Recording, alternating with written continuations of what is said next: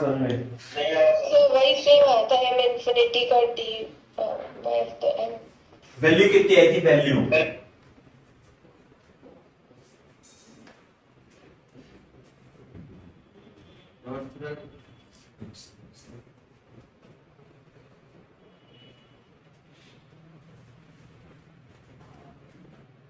सो जो एग्जांपल था उसके लिए 6.94 आया था। 6.94 डी के लिए, और सॉरी इसके लिए 7.94 आया होगा, इसके लिए 6.94 आया होगा, ऐसे आया होगा, है ना? हाँ सर, हाँ सर। हाँ, तो बिल्कुल सही बात है। तो देखो इंपॉर्टेंट पॉइंट ये है कि मान लिया हमने सिंपल माइक्रोस्कोप लिया और उससे जो मैग्निफिकेशन की लिमिटेशन है, सिंपल माइक्रोस्कोप की जो लिमिटेशन है, वो जो मैग्निफिकेशन है वो हमेशा जो रहेगा magnification, angular magnification realistic problem में 9 से कम ही रहेगा। आगे बात समझ में, 9 से कम ही रहने वाला है। अब अगर जो आपको मान लिया आपको छोटे छोटे जैसे वायरस है, वायरस मतलब इतना है, अब वायरस को देखना चाहते हो या जो भी देखना चाहते हो तो सिंपल माइक्रोस्कोप से नहीं देख सकते आप। सिंपल माइक्रोस्कोप से तो आप घर में बस छोटा सा एक्सपेरिमेंट कर सकते हो, छोटी सी चीज को बड़ा करके देख सकते हो। मैग्निफिकेशन 9 ही है, केवल 9 times larger image will produce. तो अगर जो आपको इससे भी ज्यादा मैग्निफिकेशन चाहिए तो आपको यूज करना पड़ेगा, क्या यूज करना पड़ेगा? Compound microscope. बात समझ में आ गई? तो लिख लो इसकी, लिखो सिंस द लिमिटेशन ऑफ, लिखो since the limitation of simple microscope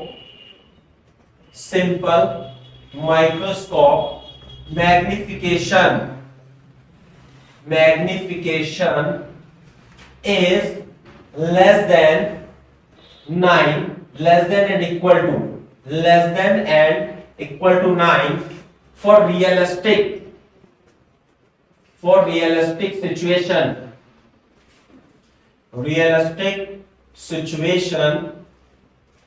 therefore ऐसे लिखेंगे, for more magnification, for high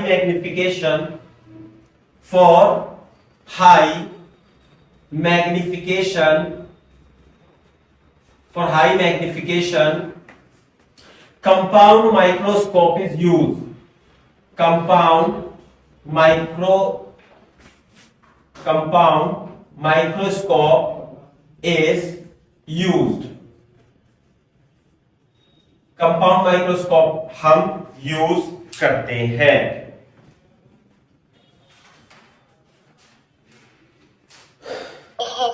सही है? तो आप हेडिंग डाल लो, आप कंपाउंड माइक्रोस्कोप,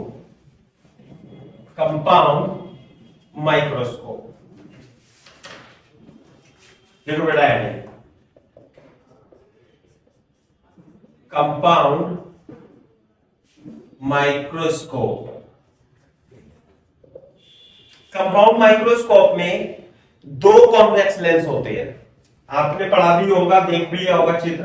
इसमें 2 कॉन्वेक्स लेंस होते हैं, एक छोटे अपर्चर का और छोटी फोकल लेंथ का लेंस होता है, और एक दूसरा लेंस होता है बड़े अपर्चर का, बड़ी फोकल लेंथ का लेंस।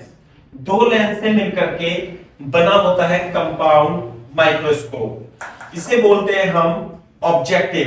क्या बोलते हैं इस लेंस को? ऑब्जेक्टिव बोलते हैं, और इस वाली लेंस को आईपीस बोलते हैं। आई बात समझ में? ये ऑब्जेक्टिव लेंस जो होता है, ऑब्जेक्टिव लेंस, चलो मैं लिखा नहीं रहा है तो इसमें कोई बड़ी बात नहीं है। ऑब्जेक्टिव लेंस के पास ऑब्जेक्ट को रखते हैं और आई पीस के पास अपनी आंख पे रखते हैं। बात समझ में आ गई?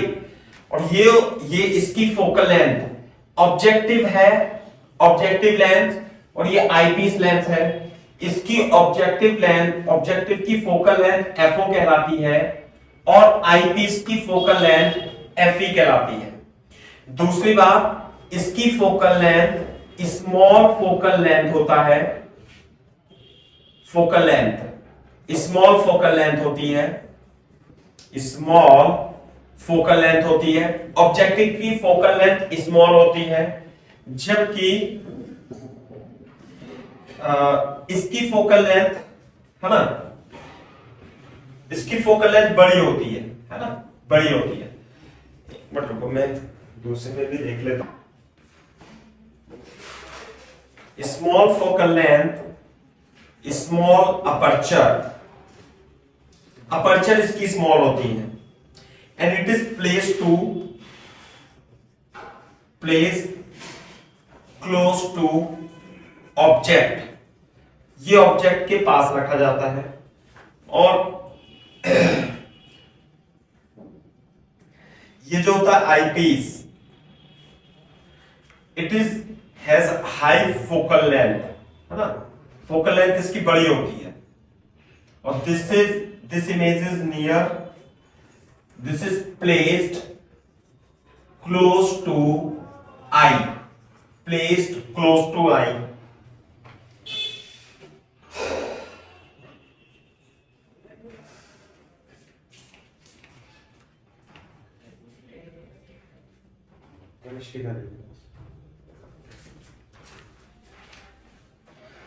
कई सारे नोट्स हैं मेरे इसमें।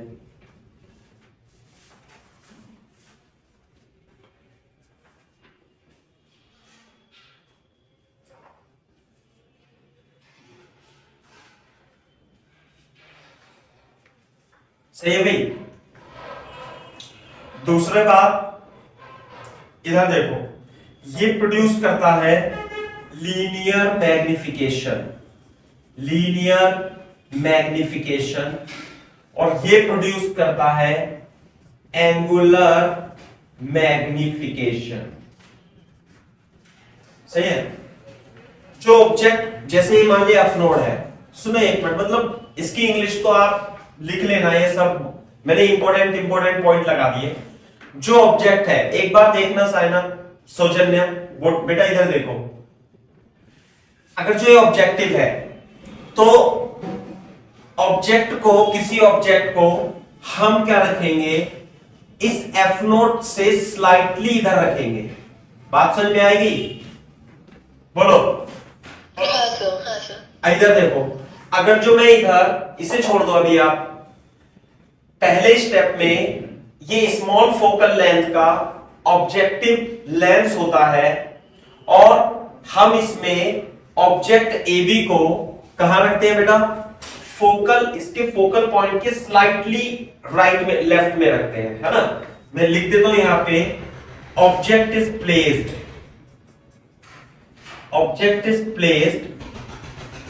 slightly left to the f node of objective lens, अगर जो मैं इसकी स्लाइटली f नोड इधर रखूंगा तो बोर्ड पे बताओ इसकी इमेज कहां बनेगी, इसकी इमेज बड़ी बनेगी और इनवर्ट बनेगी, ऐसे है ना। तो बोर्ड पे देखो, मैं इसे थोड़ा सा ऐसे लिख देता हूं। तो छोटा ऑब्जेक्ट है, तो ये वाला जो ऑब्जेक्टिव लेंस है, ये छोटे छोटे पॉइंट हैं जिससे क्वेश्चन बनते हैं। ये वाला लेंस सिंपल कॉन्वेक्स लेंस की तरह वर्क करता है और लीनियर मैग्निफिकेशन कर देता है, प्रतिबिंब को, इमेज को उल्टा बना देता है और बड़ा बना देगा, क्योंकि एफ नोट के अंदर रखा है। इसका जो बनेगा इमेज, ऐसे अपन बना सकते हैं ना, ऐसे बना देना लाइक।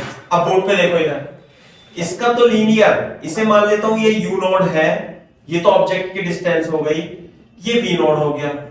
बात समझ में आई? अब ये जो लेंस वर्क करता है, ये सिंपल माइक्रोस्कोप की तरह वर्क करता है, और हमारी आंख तो यहां पर होती है, और ये एंगुलर मैग्निफिकेशन इसका हो जाता है। तो इसके द्वारा जो मैग्निफिकेशन होगा, बेसिकली हमें मैग्निफिकेशन निकालना है, मैग्निफिकेशन निकालना है हमें टोटल। एक बार तो ये मैग्निफिकेशन करेगा, मैग्निफिकेशन जो ऑब्जेक्टिव लेंस के द्वारा होगा वो होगा we not upon U nought. बात समझ में आ रही है क्या? V not upon U nought. हाँ सर। सही है। अब इसमें दो केस बनेंगे। दो केस ये बनेंगे कि जब हम इस इमेज को देखेंगे ए डैश बी डैश को, तो हम इसकी फाइनल इमेज इसके द्वारा देखेंगे, जो कि दो केस में होगी। एक तो इनफाइनाइट पे बने इमेज और एक नियर पॉइंट डी पे बने। तो पहले आप इसे इतना कॉपी कर लो।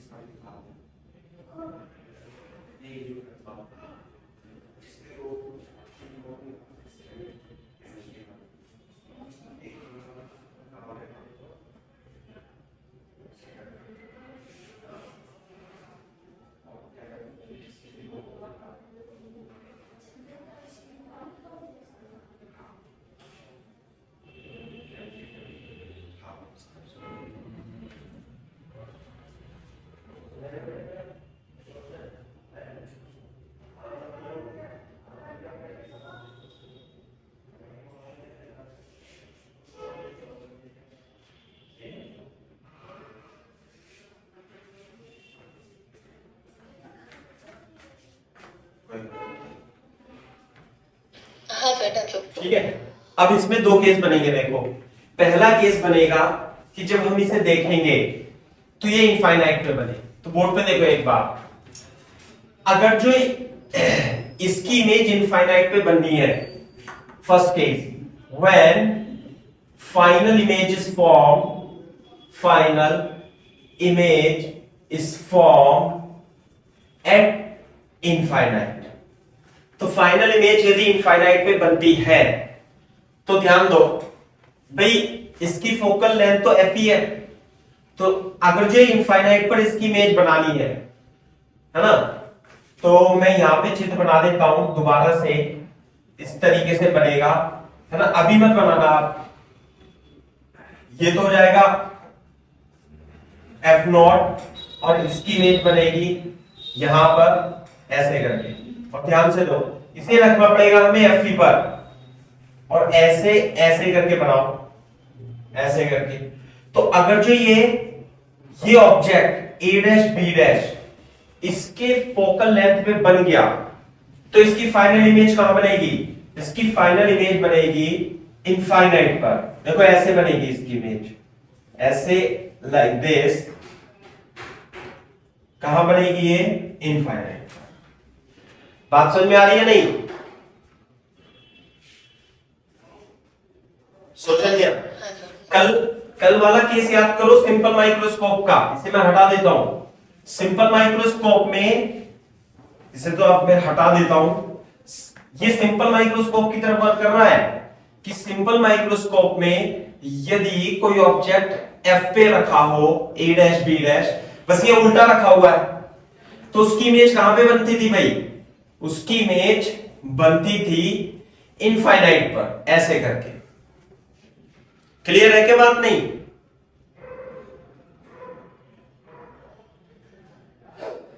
और आई हमारी रखी रहेगी यहां पे।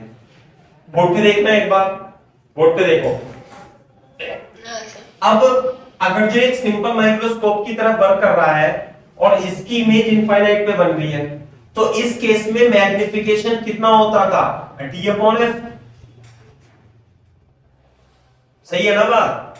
अब इस केस में इनिशियल यदि ये U0 था, ये V0 था, तो ये वाला लेंस जो ऑब्जेक्टिव लेंस है, इससे लीनियर मैग्निफिकेशन V0/U0 दे देगा।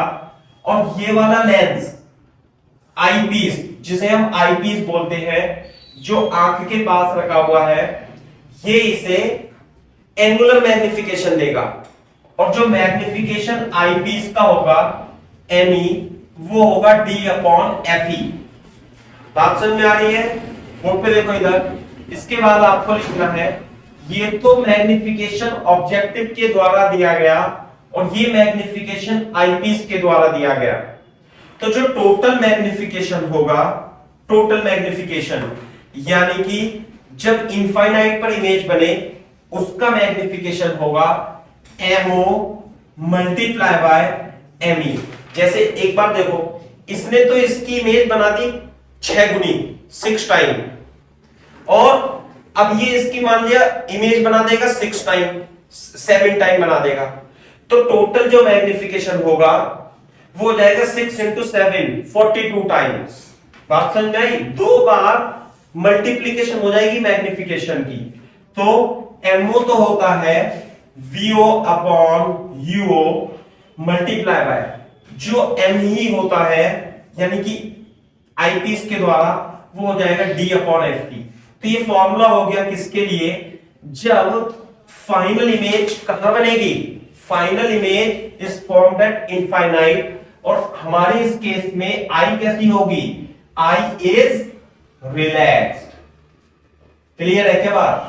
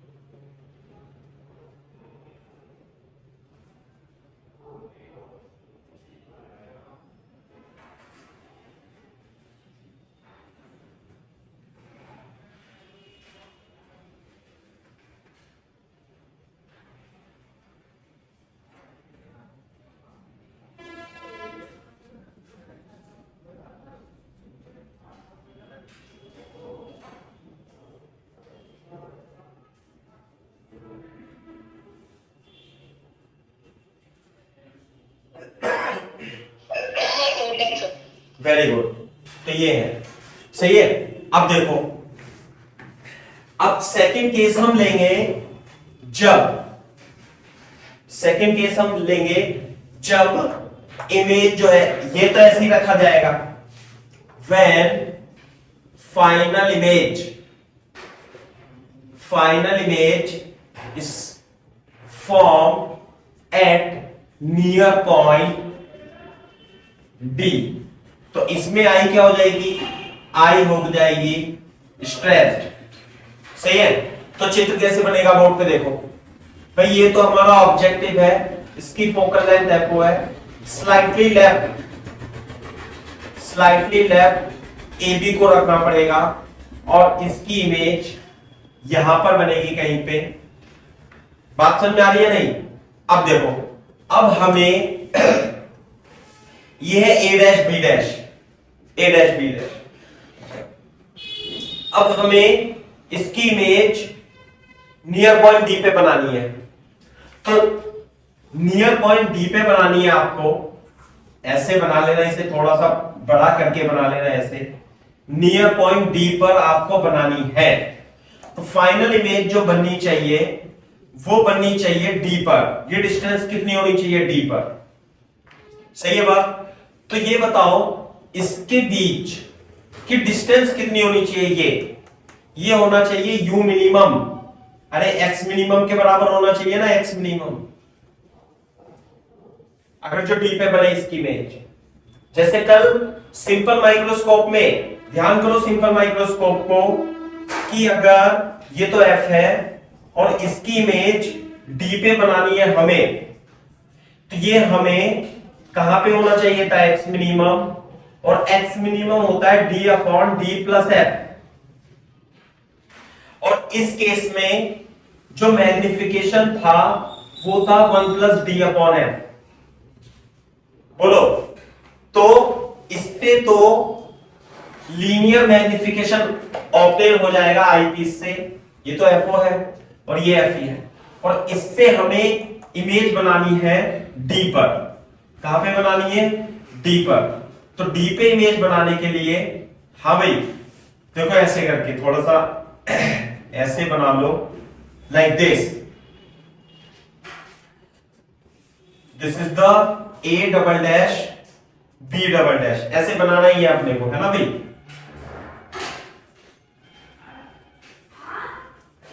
FE and this is B। तो ये एक्स मिनिमम का फॉर्मूला तो हमें पता ही है।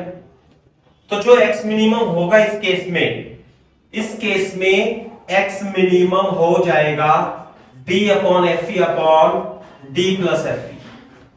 और जो मैग्निफिकेशन होगा ऑब्जेक्टिव के द्वारा वो आ जाएगा 1+D/FE। क्लियर है के बाद? इसे तो आप रफ में लिख सकते हो याद करने के लिए। सॉरी, ये तो आईपीस का, ये आईपीस का मैग्निफिकेशन होगा जब इमेज डी पर बने, और ये एक्स मिनिमम का फॉर्मूला ये होगा इस केस में।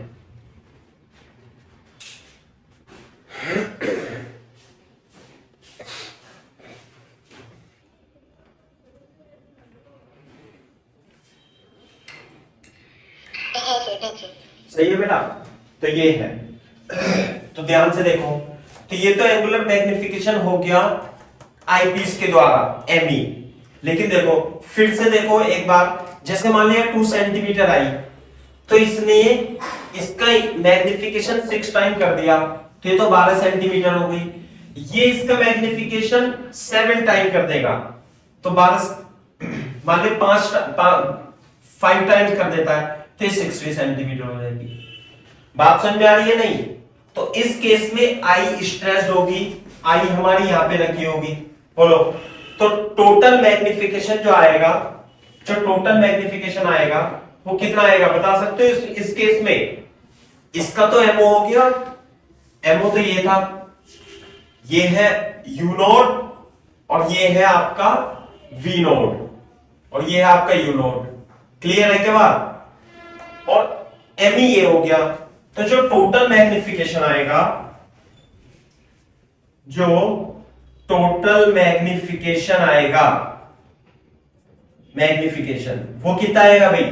टोटल मैग्निफिकेशन डी पॉइंट के लिए ना, नियर पॉइंट के लिए एमओ मल्टीप्लाई बाय एमई आएगा।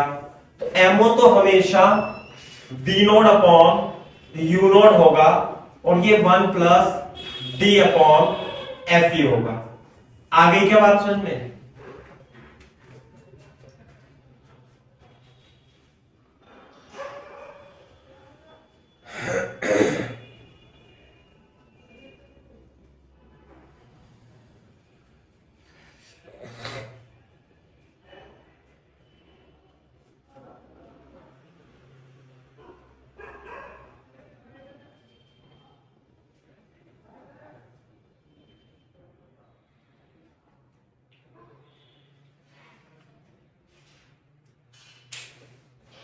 हाँ सर, डन सर। ठीक है, अच्छा।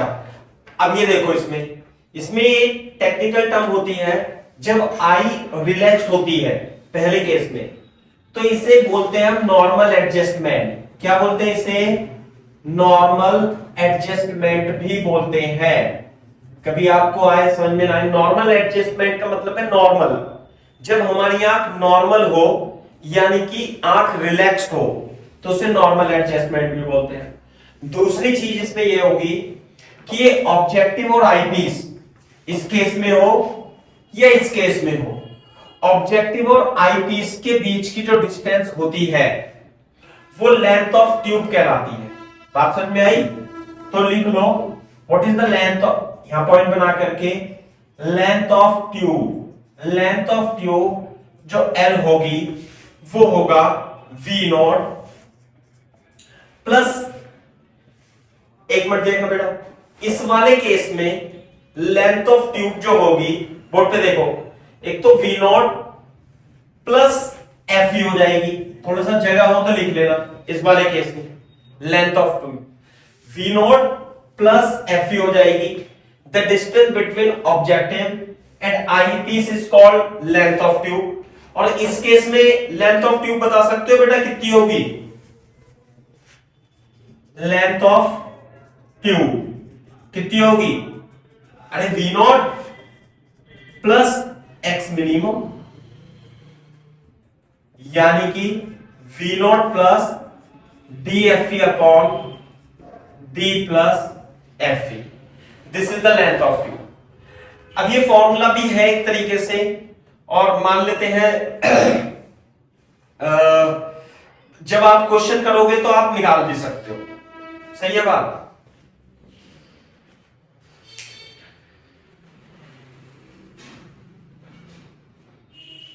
हाँ सर, हाँ सर। ठीक है, अच्छा कॉपी कर लिया सारा।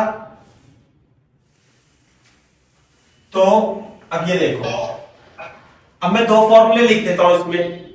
दो फॉर्मूले कौन से होंगे, जब कंपाउंड माइक्रोस्कोप से आप ऑब्जेक्टिव को देखोगे तो जो इमेज बनेगी वो फाइनली मैग्निफाइड बनेगी और इन्वर्टेड बनेगी। पहला पॉइंट ये लिख लो आप, final image is inverted and inverted virtual and magnified, वो तो काम ही इसका है मैग्निफाइड। क्लियर है क्या बात। दूसरी बात, जब डीप पर बनेगा, जब डी पर बनेगा तो इसका फॉर्मूला होगा we not upon U not और डी अपॉन एफ टी। बात समझ में आ रही है नहीं। लेकिन अब इसमें अच्छा, जब मैग्निफिकेशन, जब इमेज उल्टी बनेगी, बोर्ड पे देखो इमेज बनेगी उल्टी, तो यहां पे आप एक माइनस का साइन भी लगा देना, क्योंकि इमेज उल्टी बन रही है ना, तो मैग्निफिकेशन बड़ा होगा और इन्वर्टेड होगा। तो किसी किसी किताब में यहां पर माइनस भी लगा रखा है। माइनस केवल इस चीज को रिप्रेजेंट करता है कि इमेज इन्वर्टेड है, दैट्स इट। लेकिन इसके साथ में यदि आप एससी वर्मा में देखोगे तो इस केस में ये पाओगे कि बोर्ड पे देखना बेटा, अरे इधर देखो सौजन्य, ये जो यू नॉट है, ये यू नॉट एफ नॉट के लगभग बराबर है, क्योंकि हम ऑब्जेक्ट को slightly left to the F nought रखेंगे, तो इसमें हम यू नॉट को एफ नॉट के से रिप्लेस कर देंगे। बात समझ में आती है। एक तो ये पॉइंट हो गया इस केस के लिए, है ना। दूसरी बात ये है कि जब ये इनफाइनाइट पे बनेगी, जब आप इसे एफ नॉट के बराबर रखोगे, तो ध्यान से देखो इधर, तो ये जो डिस्टेंस होगी वी नॉट, ये जो डिस्टेंस होगी वी नॉट, एफ ई की कंपैरिजन में, एफ ई की कंपैरिजन में बहुत ज्यादा होती है। तो जो वी नॉट होगी, वी नॉट वो अप्रोक्सीमेटली लेंथ ऑफ ट्यूब के बराबर होगी। बात समझ में आए, लेंथ ऑफ ट्यूब के। तो वी नॉट को इसने यहां पर लेंथ ऑफ ट्यूब एल लिख रखा है, एल लिख रखा है। तो ये minus D upon F E हो गया। मैं यहां लिख देता हूं F E is ignored, F is very very small, ऐसे लिख देंगे, F is very very small as compare to V not. बात समझ में, ये जैसे लेंथ ऑफ ट्यूब है ना, तो लेंथ ऑफ ट्यूब तो एल के बराबर आ जाएगी। तो लेंथ किसके बराबर आ जाएगी, लेंथ ऑफ ट्यूब, इससे एफ को इग्नोर कर देंगे हम, तो वी नॉट के बराबर ही आ जाती है। सही है। तो यहां पे हम वी नॉट की जगह एल लिख देंगे। तो जो डी पर बनेगा पहले केस में फॉर्मूला, वो minus V not upon U not तो होता ही है, इंटू डी एफ ई। तो यहां पे एल अपॉन एफ नॉट और डी अपॉन एफ ई भी लिख सकते हैं।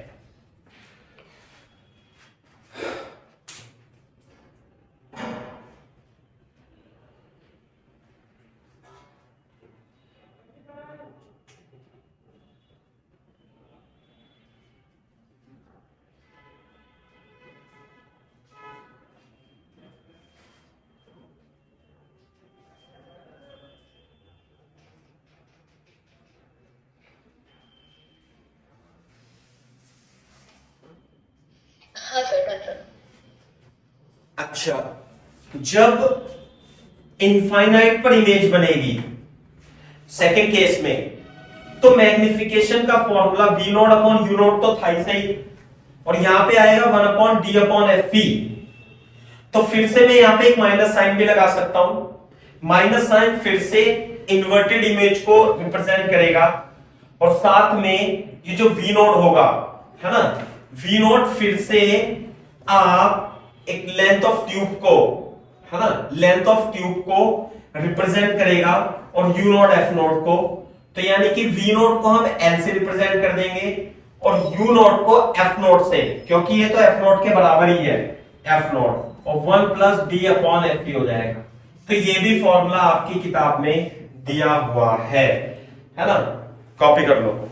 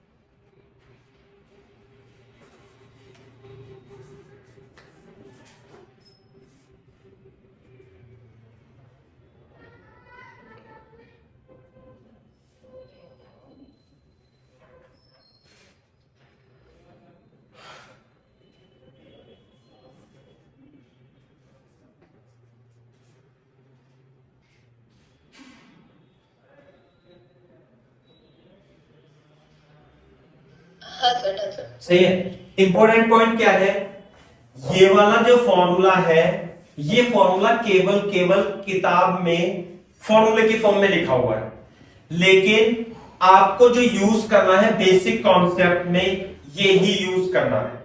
समझ में आई बात? ये तो केवल किताब से मैच करने के लिए, इससे कोई सा भी क्वेश्चन सॉल्व नहीं होता इन फॉर्मूलों से। फॉर्मूले से सॉल्व होता है ये जो हमने किए हैं। मैं आपको बता देता हूं एग्जाम्पल की हेल्प से, है ना। एग्जाम्पल दे रखा है, उसे मैं सॉल्व कराता हूं, तो आप समझना। लिखो, एग्जाम्पल लिखो, ए compound microscope, compound microscope has an objective of focal length 1 centimeter and an eyepiece of focal length 2.5 centimeter away from the objective.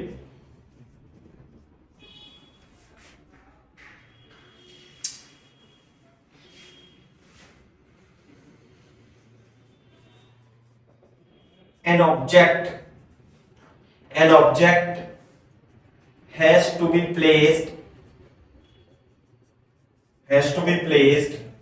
at a distance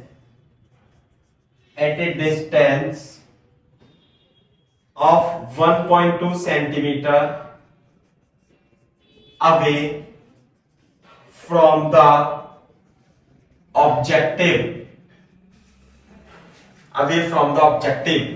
for normal adjustment. Find A part. The angular magnification. B part. Find the length of the microscope tube. ये है।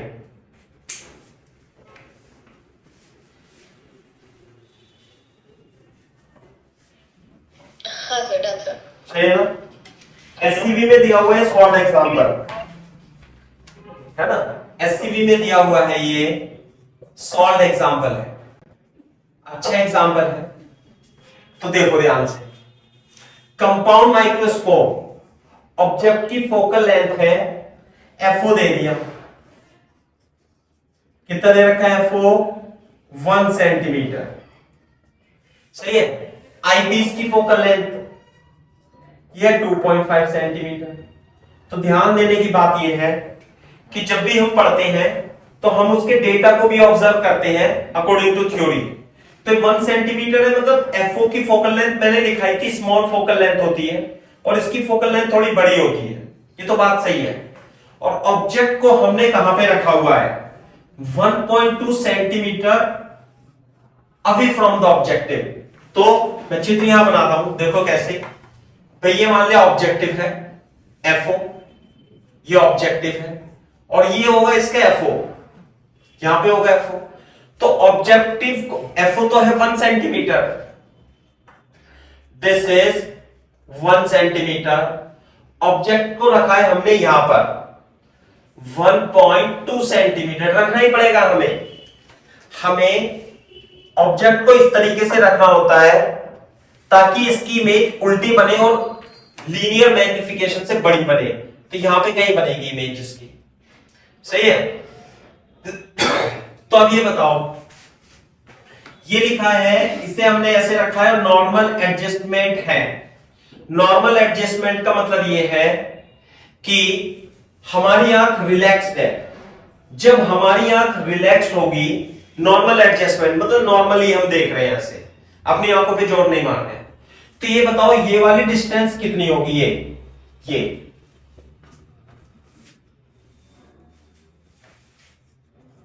2.5 centimetre और FO है 1 centimetre.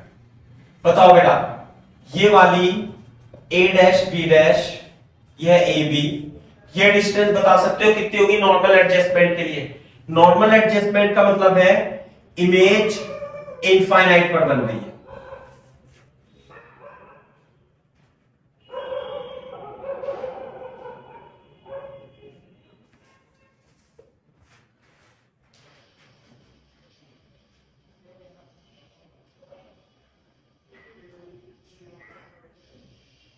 नहीं आ रहा समझ में?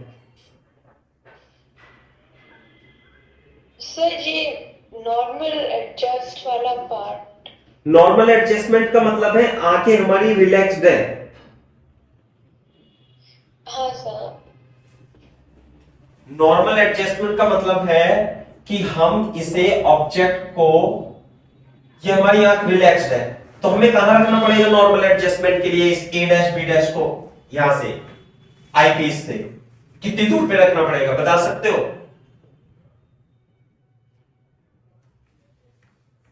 ये convex lens है, कहां पे? डी पे रखेंगे। नहीं नहीं नहीं नहीं, ये तो ऑब्जेक्ट है, इसकी इमेज तो यहां बनेगी कहीं। नॉर्मल एडजस्टमेंट का मतलब है फाइनल इमेज इनफाइनाइट पर बनती है, समझो बात को।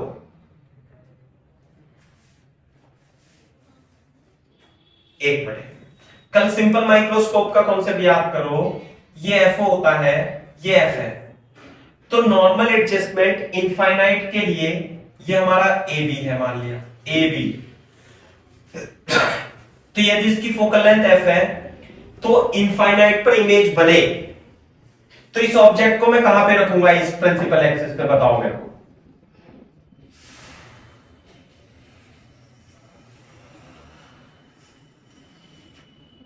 अरे एफ पे ही तो रखेंगे बेटा।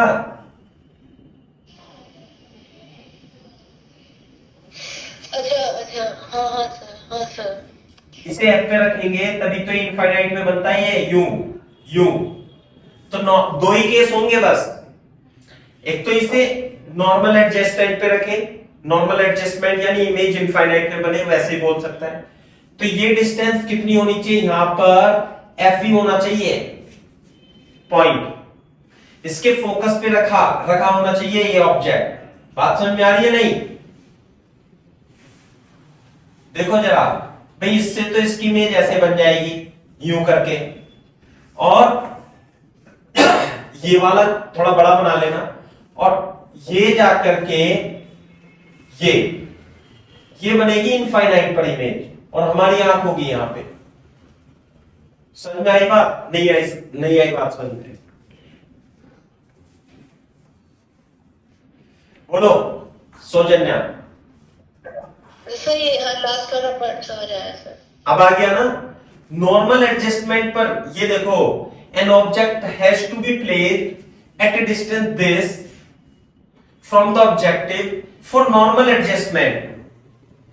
नॉर्मल एडजस्टमेंट से हमें फाइनल इमेज देखनी है। फाइनल इमेज तो इनफाइनाइट पे बनेगी, ये दिखाई देगा उल्टा, तो ये डिस्टेंस होनी चाहिए एफ, यानी कि हमें इसे इस तरीके से एडजस्ट करना है कि ये जो इमेज बने इसके द्वारा इसकी इन्वर्टेड इमेज इसकी एफ पर बननी चाहिए, तभी हमें नॉर्मल एडजस्टमेंट यानी इनफाइनाइट पर इमेज दिखाई देगी। आगे ये बात समझ में नहीं?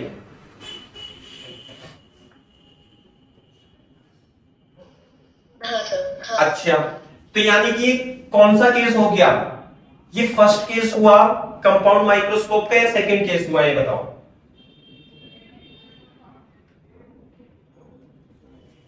तो सेकंड केस हो गया इनफाइनाइट वाला या डी वाला? सर इनफाइनाइट वाला। हाँ, तो इनफाइनाइट वाला तो फर्स्ट था ना बेटा, अच्छा हाँ सर हाँ। है ना? तो फर्स्ट केस में एंगुलर मैग्निफिकेशन का फॉर्मूला क्या था जब इनफाइनाइट पे बने? उसका फॉर्मूला था v not upon u not और d अपॉन f e। नहीं आ रही बात समझ में?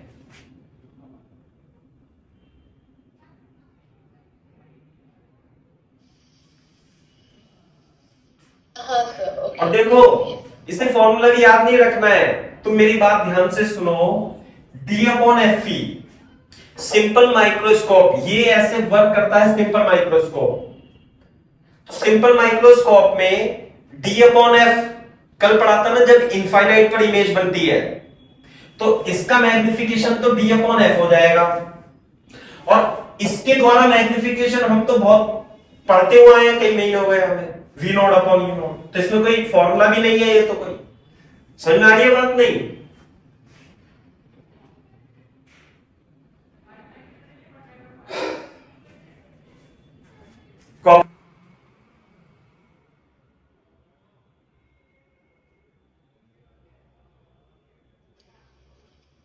Yes sir done sir. थोड़ा कम समझ में आ रहा है सौजन्य, है ना? लेकिन देखो, कोई नहीं, मैं समझा दूंगा, मेरे को पक्का यकीन है, मेरे को अपने पे यकीन है। थोड़ा सा ये मतलब टॉपिक थोड़ा कॉम्प्लेक्स तो है ही सही, और टीचर इसे पढ़ाने में ही बसते हैं, बस फॉर्मूला लिखा के निकल जाते हैं, लेकिन अपन तुम्हें समझा देंगे, ये समझ में आएगा तो ऑप्टिक्स भी समझ में आएगी। इनफाइनाइट पर हमें मैग्निफिकेशन निकालना है। एंगुलर मैग्निफिकेशन का मतलब है नेट मैग्निफिकेशन निकालना है, ठीक है? तो अब d तो हमें पता है और fe हमें 2.5 पता है, 2.5 सेंटीमीटर, और हमें d भी पता है 25 सेंटीमीटर। u नॉट, उसने क्वेश्चन में u नॉट दिया हुआ है, कितना दे रखा है भाई? 1.2 सेंटीमीटर दिया हुआ है। तो v नॉट निकालना है, ये डिस्टेंस निकालें v नॉट, और ये u नॉट पता है, तो बेटा निकाल सकते हो क्या u नॉट से v नॉट? हाँ। ऑब्जेक्टिव के लिए, फॉर ऑब्जेक्टिव क्या लगाएंगे हम? 1 upon v minus 1 upon u equal to 1 upon f लगा देंगे।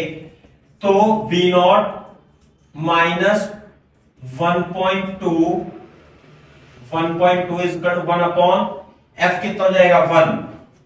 तो ये हो जाएगा 1 upon v not plus 1.2 equal to 1, v not 1 minus 1.2, तो 0.2 अपॉन 1.2 1 अपॉन v नॉट, तो v नॉट आ जाएगा 6 सेंटीमीटर।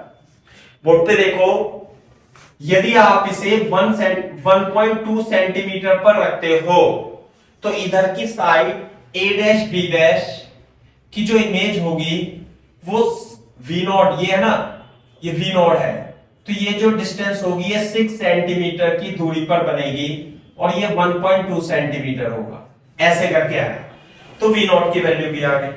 तो जब v नॉट की वैल्यू आ गई तो अब हम इसमें लिख देंगे, फॉर्मूला लगा देंगे। फिर तो नॉर्मल एडजस्टमेंट के लिए m इनफाइनाइट v नॉट है 6 अपॉन यू नॉट है 1.2 25 अपॉन 2.5, तो ये तो 10 से कट जाएगा। एक मिनट रुको, मैं पूरा लिख देता हूं, कभी आप कंफ्यूज हो जाओ। 25 अपॉन 2.5 है ना। ऐसे करेंगे, सॉल्व करेंगे। 12 पंजे 60, 25 50 m इनफाइनाइट। तो नॉर्मल एडजस्टमेंट के लिए है ना, नॉर्मल एडजस्टमेंट के लिए या रिलैक्स आई के लिए जो एंगुलर मैग्निफिकेशन आया उसकी वैल्यू आई 50। इसमें माइनस और लगा देना बेटा, क्योंकि ये उल्टी बनती है ना, तो किताब में माइनस दे रखा है, तो -50 लिख देना।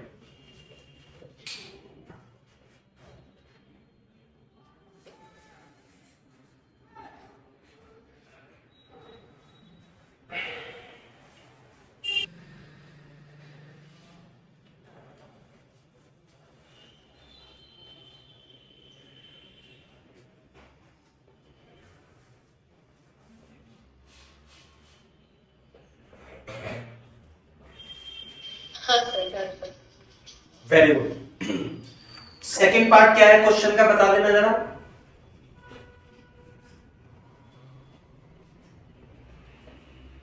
What is the second part?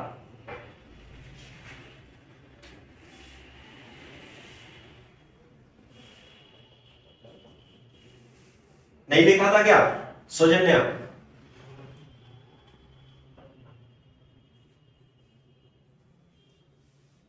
Length of tube. अरे लेंथ ऑफ ट्यूब निकालनी है अपने को।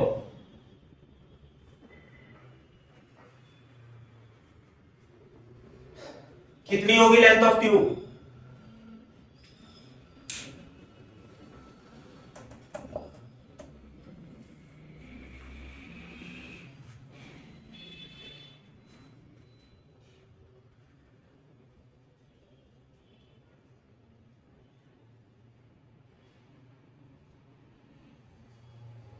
Hello,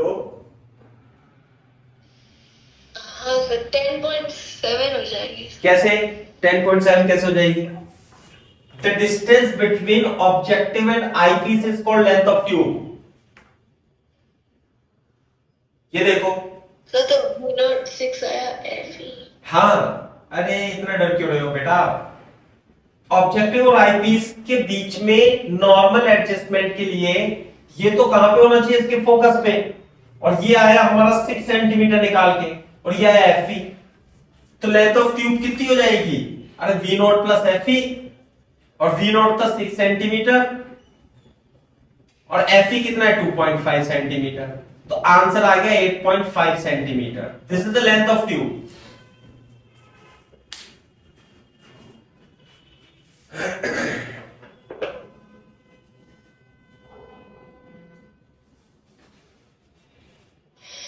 okay sir. हाँ सर। चलो कोई नहीं, बहुत मेहनत हो गई, समझ में ज्यादा कुछ आया नहीं। अभी मैं आगे तो नहीं पढ़ा रहा, लेकिन मैं आपका रिवीजन करा रहा हूं। तो मेरे को बताओ, सिंपल माइक्रोस्कोप की कल की कहानी। हमें दो टाइप से चीजें बनानी है। एक तो नॉर्मल एडजस्टमेंट, यानी कि इनफाइनाइट पर इमेज बने, एक, और इसमें आई क्या रहेगी? रिलैक्स। और दूसरा रहेगा हमारा जब आई कहां पर हो? आई स्ट्रेस्ड हो। इसका मतलब जो इमेज बनेगी कहां पे बनेगी? डी पे बनेगी। तो मेरे को बताओ, अगर जो ये कॉन्वेक्स लेंस है और हमें नॉर्मल एडजस्टमेंट यानी इनफाइनाइट पे बनानी है, तो फोकल लेंथ एफ है, तो ऑब्जेक्ट को कहां रखूंगा मैं? इस पर। बताओ जल्दी।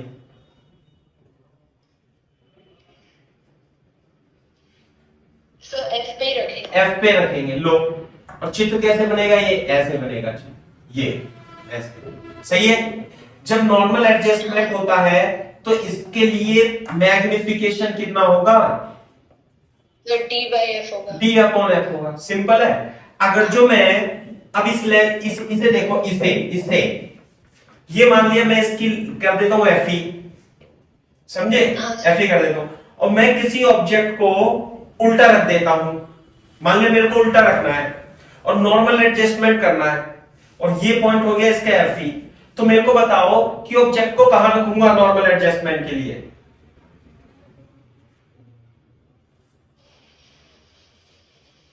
एफ ई पे, तो यहाँ पे भी एफ ई पे उल्टा रखना है बस।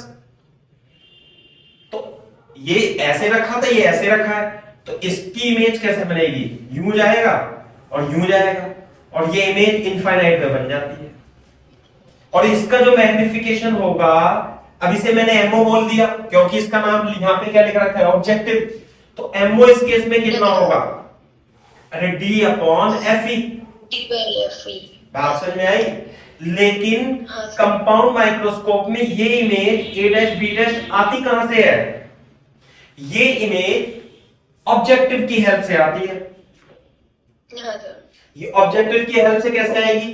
अरे आप एफओ के जस्ट इधर रखेंगे यू नॉट पे, तो इधर कहीं बनेगा। समझ में आई बात? नहीं, यहां पे रखा होगा ना ये यू करके बनती है इसकी इमेज, यहां पे कहीं पे यू, ये वी नॉट हो जाएगा, ये यू नॉट हो जाएगा। तो इसने भी तो एक तो मैग्निफिकेशन इसने करा ऑब्जेक्ट ने, एक मैग्निफिकेशन इसने करा, तो दो बार मैग्निफिकेशन कितना हुआ? सिंपल माइक्रोस्कोप में तो एक बार मैग्निफिकेशन होता है, कंपाउंड माइक्रोस्कोप में दो बार मैग्निफिकेशन होता है, इसके द्वारा लीनियर मैग्निफिकेशन, और ये कितना होता है? V not upon U not. और जब इमेज इनफाइनाइट पर बने तो इसका मैग्निफिकेशन कितना होगा? डी अपॉन एफ ई होगा। बोलो, तो नेट मैग्निफिकेशन कितना आ जाएगा सौजन्या? दोनों की गुणा कर देंगे। समझ में आई बात? तो इसका मतलब ये है, बोर्ड पे देखो, इसका मतलब ये है कि ये वाला जो लेंस है ना आईपीस, ये केवल और केवल सिंपल माइक्रोस्कोप की तरह वर्क करता है। नहीं है ये बात समझ में? Okay sir. अच्छा, अब देखो इधर, सुनो मेरी बात समझ में आई तो, अगर जो ये मान लिया सिंपल माइक्रोस्कोप है ऐसे, और ये इसका एफ और इसकी फोकल लेंथ है, और हमें ऑब्जेक्ट को कहां पर रखें कि इसकी इमेज डी पर बने, तो ऑब्जेक्ट को थोड़ा इधर रखना पड़ेगा हमें, और ये होता है एक्स मिनिमम। बोलो, और इमेज तो बनती है वो कहां पे बनती है भाई? डी पे बनती है, कल ही सिखाया मैंने। ऐसे बन जाएगी इमेज, तो हमारी आंख यहां पे होगी। बात समझ में आ रही है? नहीं, ऐसे करके इमेज बनती है इस केस में। बोलो, तो इस केस में जो मैग्निफिकेशन आता है वो कितना आया था कल? ये तो डी अपॉन एफ था, इस केस में कितना था मैग्निफिकेशन? D upon F. तो इस केस में कितना आया था बेटा? 1 प्लस डी अपॉन एफ। नहीं है ये बात समझ? और ये एक्स मिनिमम कितनी थी? एक्स मिनिमम थी D F upon D plus F. Clear है क्या बात? अच्छा, आप देखो, अब मेरे को ये बताओ, मैंने इस लेंस को ले लिया यहां पर, अब कोई ऑब्जेक्ट में, ये हो गया इसकी मान लिया एफ पी और ये हो गया पॉइंट एफ पी। अब मेरे को एक ऑब्जेक्ट उल्टा रखना है और ऐसे रखना है कि उसकी इमेज डी पर बने। डी का मतलब ये 25 सेंटीमीटर होना चाहिए, यूं करके, ये ए डैश बी डैश। तो ये बताओ मेरे को ये कितनी दूरी पर रखना पड़ेगा? कितनी दूरी पर रखना पड़ेगा ये ए डैश बी डैश? बस ये तो सीधा था, ये उल्टा हो जाएगा भाई, इसे उल्टा कर देना है बस। एक्स मिनिमम कितनी होगी? एक्स मिनिमम जल्दी बताओ। से ज्यादा डी प्लस ये वाले डिस्टेंस, इसकी फोकल लेंथ एफ है, तो ये डिस्टेंस कितनी, इतनी दूरी पर रखूंगा तब डी पे बनता है, D upon F, D F P upon D plus F P. बात समझ में आ रही है? नहीं? अब इस केस में अगर जो ये उल्टा रखा है तो इस लेंस के द्वारा मैग्निफिकेशन बता सकते हो मेरे को कितना होगा?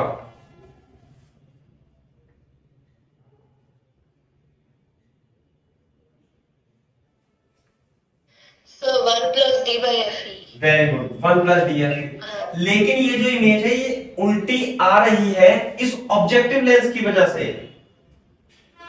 ये रहा, ये एफ रहा होगा, ये यहां पे रखा हो, इसकी वजह से आ रही है। तो दो मैग्निफिकेशन हुए ना, एक तो ऑब्जेक्टिव का magnification V not upon U not, और एक आईपीस का मैग्निफिकेशन 1 प्लस डीएफपी। तो टोटल मैग्निफिकेशन कितना हो जाएगा भाई, एमओ इंटू एमई, यानी V not upon U not 1 plus D upon F. नहीं आई बात समझ में? हाँ सही, क्लियर है। सही है ना बात? तो ऐसे करना है। इस केस में ट्यूब ऑफ लेंथ कितनी होगी बताओ? इस केस में tube of length V not plus F E, जब इनफाइनाइट में बने। सही है ना? इस केस में ट्यूब ऑफ लेंथ कितनी होगी, V not plus X minimum. ये है बात। हाँ सर, क्लियर है। है ना?